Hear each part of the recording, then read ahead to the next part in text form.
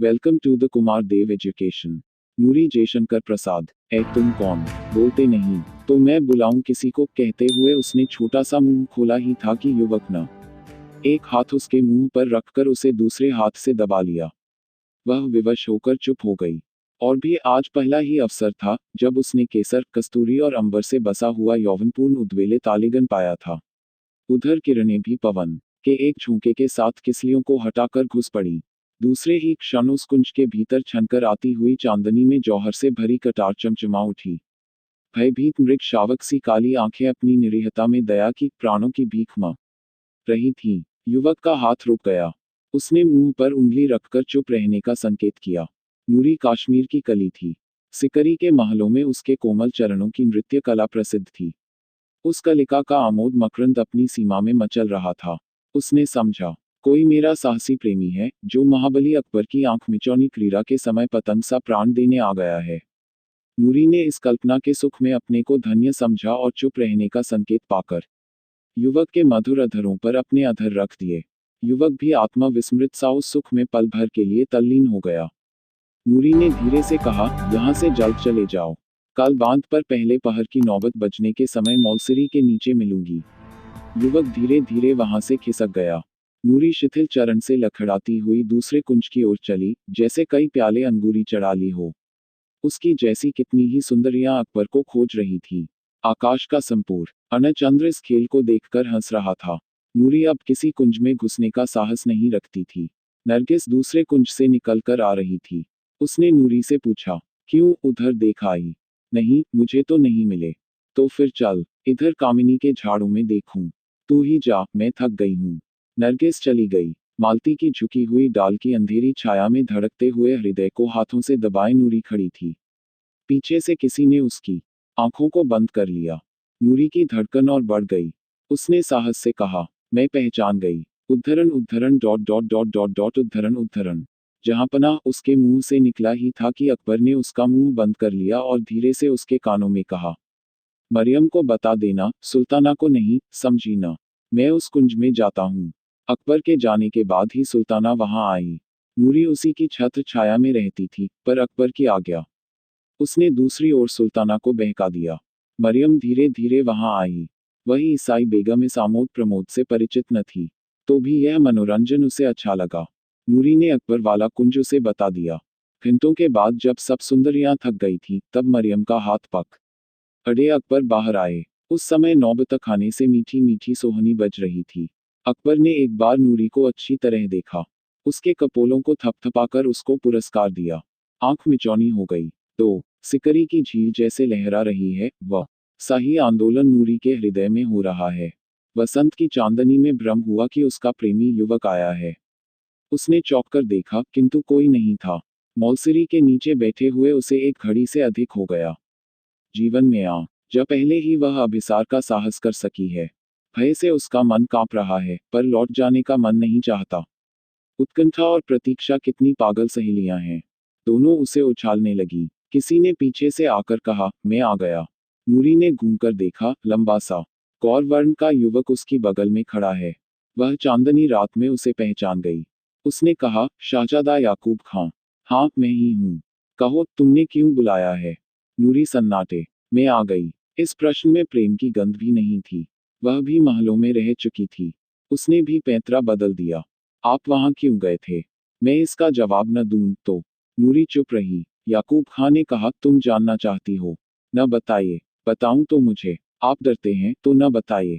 अच्छा, तो तुम सच बताओ कि कहाँ की रहने वाली हो? मैं काश्मीर में पैदा हुई हूँ। याकूब खां अब उसके समीप ही बैठ गया। उसने पूछा, कहाँ? श्रीनगर के पास ही मेरा घर है। यहाँ क्या करती हो? नाचती हूँ। मेरा नाम नूरी है। काश्मीर जाने को मन नहीं करता। नहीं। क्यों? वहां जाकर क्या करूंगी? सुल्तान यूसुफ खान ने मेरा घर बार छीन लिया है। मेरी माँ बेड़ियों में जकड़ी हुई दम तोड़ती होगी या मर गई होगी। मैं कहकर छुड़वा दूंगा, तुम यहाँ से चलो।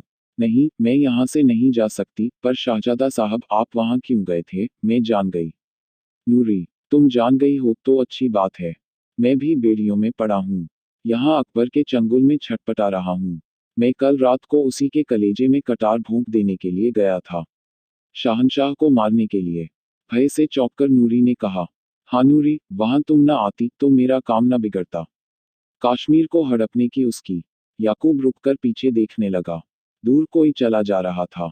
नूरी भी उठ खड़ी हुई। दोनों और नीचे झील की ओर उतर गए। जल के किनारे बैठकर नूरी ने कहा, अब ऐसा न करना। क्यों न करूं? मुझे कश्मीर से बका और कौन प्यारा है। मैं उसके लिए क्या नहीं कर सकता। यह कहकर याकूब ने लंबी सांस ली। उसका सुंदर मुख वेदना से विवर्ण हो गया। नूरी ने देखा, वह प्यार की प्रतिमा है। उसके हृदय में प्रेम लीला करने की वासना बलवती हो चली थी। फिर यह एकांत और वसंत की नशीली रात। उसने कहा, आप चाहे कश्मीर को प्यार करते हों, पर कुछ लोग ऐसे भी हो सकते हैं जो आपको प्यार करते हों। पागल, मेरे सामने एक ही तस्वीर है। फूलों से भरी, फलों से लदी हुई, सिंध और झेलम की घाटियों की हरियाली।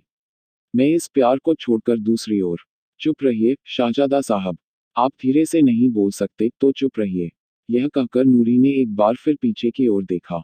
वह चंचल हो रही थी, मानो आज ही उसके वसंतपूर्ण यौवन की सार्थकता है, और वह विद्रोही युवक सम्राट अकबर के प्राण लेने और अपने प्राण देने पर तुला है। कहते हैं कि तपस्वी को डिगाने के लिए स्वर्ग की अप्सराएं आती हैं। आज नूरी अप्सरा बन रही थी। उसने कहा, तो मुझे कश्मीर ले चलिएगा। याकूब के समीप और सटकर भयभीत सी होकर वह बोली, बोलिए, मुझे ले चलिएगा। मैं भी इन सुनहरी बेड़ियों को तोड़ना चाहती हूँ। तुम मुझको प्यार करती हो, नूरी। दोनों लोगों से बका। नूरी उन्मादिनी हो रही थी। पर मुझे तो अभी एक बार फिर वही करना है जिसके लिए तुम मना करती हो। बच जाऊंगा तो देखा जाएगा। यह कहकर याकूब ने उसका हाथ पकड़ लिया। नूरी नीचे से ऊपर तक थरथराने लगी। उसने अपना नदर मुख याकूब के कंधे पर रखकर कहा, नहीं, अब ऐसा न करो, तुमको मेरी कसम। सहसा चौंककर युवक फुर्ती से उठ खड़ा हुआ। और नूरी जब तक संभली तब तक याकूब वहां न था। अभी नूरी दो पग भी बने न पाई थी कि मादम तातारी का कठोर हाथ उसके कंधों पर आ पहुंचा। तातारी ने कहा, सुल्ताना तुमको कब से खोज रही है। 3 सुल्ताना बेगम और बादशाह चौसरी खेल रहे थे। उधर पचीसी के मैदान में सुंदरिया गोटे बनकर चाल चल रही थी। न बतखाने से पहले पहर की सुरीली शहनाई बज रही थी। नगाड़े पर अकबर की बांधी हुई गति में लड़की थिरक रही थी, जिसकी धुन में अकबर चाल भूल गए। उनकी गोट पिट गई। पिटी हुई गोट दूसरी न थी, वह थी नूरी। उस दिन की थप कियों ने उसको साहसी बना दिया था। वह मचलती हुई बिसात के बाहर तिबारी में चली आई। पांसे हाथ में लिए हुए अकबर उसकी ओर देखने लगे। नूरी ने अलहड़पन से कहा, तो मैं मर गई। तू जीती रह, मरेगी क्यों। फी दक्षिण नायक की तरह उसका मनोरंजन करने में चतुर अकबर ने सुल्ताना की ओर देखकर कहा, इसका नाम क्या है। मन में सोच रहे थे उस रात की आंख मिचौनी वाली घटना। यह कश्मीर की रहने वाली है। इसका नाम नूरी है। बहुत अच्छा नाचती है, सुल्ताना ने कहा। मैंने तो कभी नहीं देखा। तो देखिए न, नूरी, तू इसी शहनाई की गत पर नाच सकेगी। क्यों नहीं, जहांपनाह। गोटे अपने अपने घर में जहां की तहां बैठी रहीं। न री का वासना और उन्माद से भरा हुआ नृत्य आरंभ हुआ। उसके नूपुर खुले हुए बोल रहे थे। वह नाचने लगी जैसे जलतरंग। वागीश्वरी के विलंबित स्वरों में अंगों के अनेक मरोड़ों के बाद जब कभी वह चुन चुनकर एक दो घुंघरू बजा देती, तब अकबर वाह वाह कह उठता। घड़ी भर नाचने के बाद जब शहनाई बंद हुई, तब अकबर ने उसे बुलाकर कहा, नूरी, तू कुछ चाहती है। नहीं, जहांपनाह, कुछ भी। मैं अपनी माँ को देखना चाहती हूँ। छुट्टी मिले तो। सिर नीचे किए हुए नूरी ने कहा, दुत, और कुछ नहीं। और कुछ नहीं। अच्छा, तो जब मैं काबुल चलने लगूंगा तब तू भी वहां चल सकेगी। फिर गोटे चलने लगी। खेल होने लगा। ताना और शहंशाह दोनों ही इस चिंता में थे कि दूसरा हारे। यही तो बात है, संसार चाहता है कि तुम मेरे साथ खेलो, पर सदा तुम ही हारते रहो। नूरी फिर गोट बन गई थी। अब की वही फिर पिटी। उसने कहा, मैं मर गई। अकबर ने कहा, तू अलग जा बैठ। छुट्टी पाते ही थकी हुई नूरी पचीसी के समीप अमराई में जा घुसी। अभी वह नाचने की थकावट से अंगड़ाए ले रही थी। सहसा याकूब ने आकर उसे पकड़ लिया। उसके शिथिल सुकुमार अंगों को दबाकर उसने कहा, नूरी, मैं तुम्हारे प्यार को लौटा देने के लिए आया हूँ। व्याकुल होकर नूरी ने कहा, नहीं नहीं, ऐसा न करो। मैं आज मरने मारने पर तुला हूँ। तो क्या फिर तुम आज उसी काम के लिए। हाँ नूरी। नहीं, शाहजादा याकूब, ऐसा न करो। मुझे आज शाहनशाह ने कश्मीर जाने की छुट्टी दे दी है। मैं तुम्हारे साथ भी चल सकती हूँ। पर मैं वहां न जाऊंगा। नूरी, मुझे भूल जाओ। नूरी उसे अपने हाथों में जकड़े थी। किंतु याकूब का देश प्रेम उसकी प्रतिज्ञा की पूर्ति मान रहा था। याकूब ने कहा, नूरी, अकबर सिर झुकाने से मान जाए सो नहीं। वह तो झुके हुए सिर पर भी चढ़ बैठना चाहता है। मुझे छुट्टी दो, मैं यही सोचकर सुख से मर सकूंगा कि कोई मुझे प्यार करता है। नूरी सिसक कर रोने लगी। याकूब का कंधा उसके आंसुओं की धारा से भीगने लगा। अपनी कठोर भावनाओं से उन्मत्त और विद्रोही युवक शाहजादा ने बलपूर्वक अभी अपने को रमणी के बाहुपाश से छुड़ाया ही था कि 4 तातारी दासियों ने अमराई के अंधकार से निकलकर दोनों को पकड़ लिया। अकबर की बिसात अभी बिछी थी। पासे अकबर के हाथ में थे। दोनों अपराधी सामने लाए गए। अकबर ने आश्चर्य से पूछा, याकूब खां? याकूब के नतमस्तक की रेखाएं ऐंठी जा रही थी।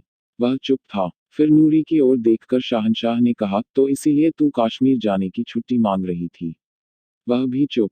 याकूब, तुम्हारा यह लड़कपन यूसुफ खां भी न सहते। लेकिन मैं तुम्हें छोड़ देता हूँ। जाने की तैयारी करो। मैं काबुल से लौटकर कश्मीर आऊंगा। संकेत पाते ही तातारियां याकूब को ले चली। नूरी खड़ी रही। अकबर ने उसकी ओर देखकर कहा, इसे बुर्ज में ले जाओ। नूरी बुर्ज के तहखाने में बंदिनी हुई।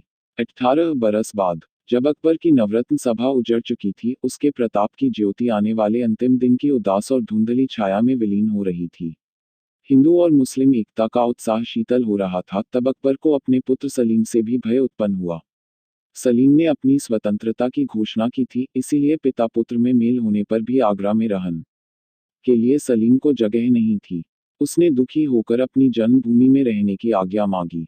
सलीम फतेहपुर सीकरी आया। मुगल साम्राज्य का वह अलौकिक इंद्रजाल, अकबर की यौवन निशा का सुनहरा स्वप्न, सीकरी का महल पथरी ली चट्टानों पर बिखरा पड़ा था।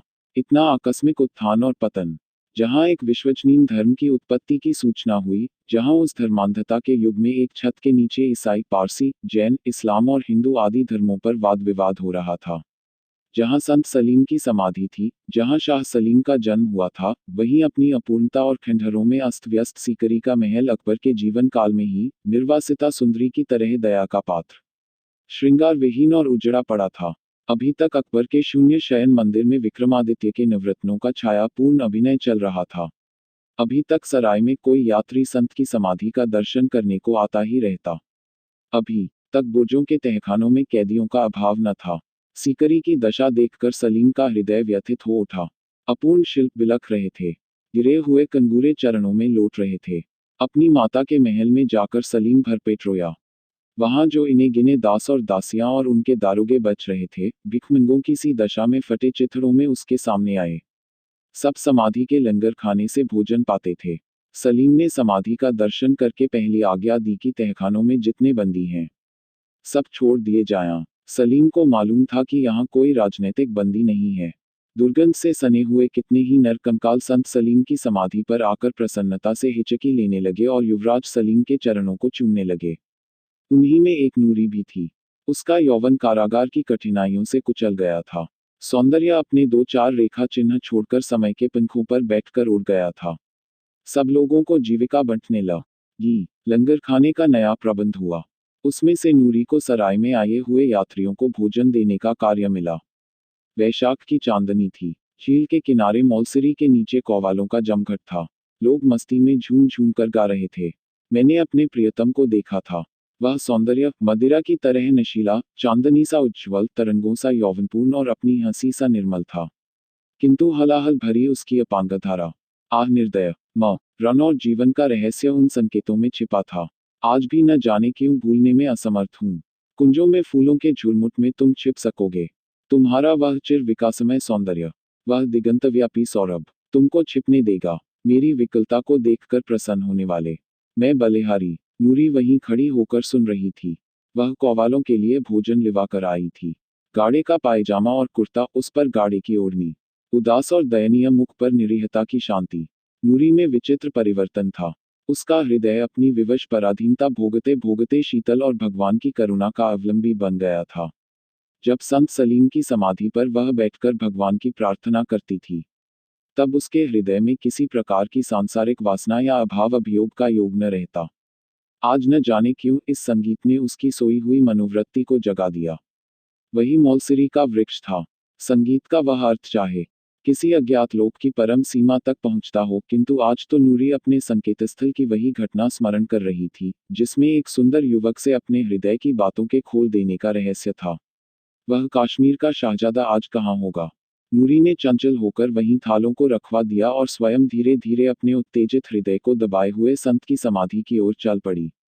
संगमरमर की जालियों से टिककर वह बैठ गई।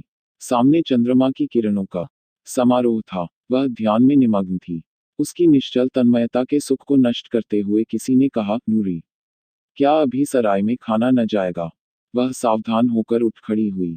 लंगर खाने से रोटियों का थाल लेकर सराय की ओर चल पड़ी। सराय के फाटक पर पहुंचकर वह निराश्रित भूखों को खोज खोज कर रोटियां देने लगी। एक कोठरी के समीप पहुंचकर उसने देखा कि एक युवक टूटी हुई खाट पर पड़ा करा रहा है। उसने पूछा, क्या है भाई, तुम बीमार हो क्या? मैं तुम्हारे लिए कुछ कर सकती हूँ तो बताओ। बहुत कुछ, टूटे स्वर से युवक ने कहा। नूरी भीतर चली गई। उसने पूछा, क्या है, कहिए। पास में पैसा न होने से ये लोग मेरी खोज नहीं लेते। आज सवेरे से मैंने जल नहीं पिया। पैर इतने दुख रहे हैं कि उठ नहीं सकता। कुछ खाया भी न होगा। कल रात को यहाँ पहुँचने पर थोड़ा सा खा लिया था। पैदल चलने से पैर सूज आए हैं। तब से यूं ही पड़ा हूँ। यूं रिथाल रखकर बाहर चली गई। पानी लेकर आई। उसने कहा, लो अब उठकर कुछ रोटियां खाकर पानी पी लो। युवक उठ बैठा। कुछ अन्न जल पेट में जाने के बाद जैसे उसे चेतना आ गई। उसने पूछा, तुम कौन हो? मैं लंगर में से रोटियां बांटती हूँ। मेरा नाम नूरी है। जब तक तुम्हारी पीड़ा अच्छी न होगी, मैं तुम्हारी सेवा करूंगी। रोटियां पहुंचाऊंगी, जल रख जाऊंगी। घबराओ नहीं, यह मालिक सबको देखता है। युवक की विवर्ण आंखें प्रार्थना में ऊपर की ओर उठ गईं। फिर दीर्घ श्वास लेकर उसने पूछा, क्या नाम बतलाया? नूरीना। हाँ, यही तो। अच्छा, तुम यहाँ महलों में जाती होगी। महल? हाँ, महलों की दीवारें तो खड़ी हैं। तब तुम नहीं जानती होगी। उसका भी नाम नूरी था। वह कश्मीर की रहने वाली थी। उससे आपको क्या काम है? मन ही मन कांपकर नूरी ने पूछा। मिले तो कह देना कि एक अभागे ने तुम्हारे प्यार को ठुकरा दिया था। वह कश्मीर का शाहजादा था, पर अब तो भिखमंगे से भी। कहते कहते उसकी आंखों से आंसू बहने लगे। नूरी ने उसके आंसू पोंछकर पूछा, क्या अब भी उससे मिलने का मन करता है? वह सिसकर कहने लगा, मेरा नाम याकूब खां है। मैंने अकबर के सामने तलवार उठाई और लड़ा भी। जो कुछ मुझसे हो सकता था, वह कश्मीर के लिए मैंने किया। इसके बाद बिहार के भयानक तहखाने में बेड़ियों से जकड़ा हुआ कितने दिनों तक पड़ा रहा। सुना है कि सुल्तान सलीम ने वहां के अभागों को फिर से धूप देखने के लिए छोड़ दिया है। मैं वहीं से ठोकरें खाता हुआ चला आ रहा हूँ। हथकड़ियों से छूटने पर किसी अपने प्यार करने वाले को देखना चाहता था। इसी से सीकरी चला आया। देखता हूँ कि मुझे वह भी न मिलेगा। याकूब अपनी उखड़ी हुई सांसों को संभालने लगा था और नूरी के मन में विगत काल की घटना, अपने प्रेम समर्पण का उत्साह, फिर उस मनस्वी युवक की अवहेलना सजीव हो उठी। आज जीवन का क्या रूप होता? आशा से भरी संसार यात्रा किस सुंदर विश्राम भवन में पहुंचती। अब तक संसार के कितने सुंदर रहस्य फूलों की तरह अपनी पंखुड़ियां खोल चुके होते। अब प्रेम करने का दिन तो नहीं रहा। हृदय में इतना प्यार कहाँ रहा, जो दूंगी, जिससे यह ठूंठ हरा हो जाएगा। नहीं, नूरी ने मोह का जाल छीन कर दिया है। वह अब उसमें न पड़ेगी। तो भी इस दयनीय मनुष्य की सेवा, किंतु यह क्या? याकूब हिचकियां ले रहा था। उसकी पुकार का संतोषजनक उत्तर नहीं मिला। निर्मम हृदय नूरी ने विलंब कर दिया। वह विचार करने लगी थी और याकूब को इतना अवसर नहीं था। नूरी उसका सिर हाथों पर लेकर उसे लिटाने लगी। साथ ही अभागे याकूब के खुले हुए प्यासे मुंह में नूरी की आंखों के आंसू टपाटप गिरने लगे। Like, share and subscribe. Thanks for watching.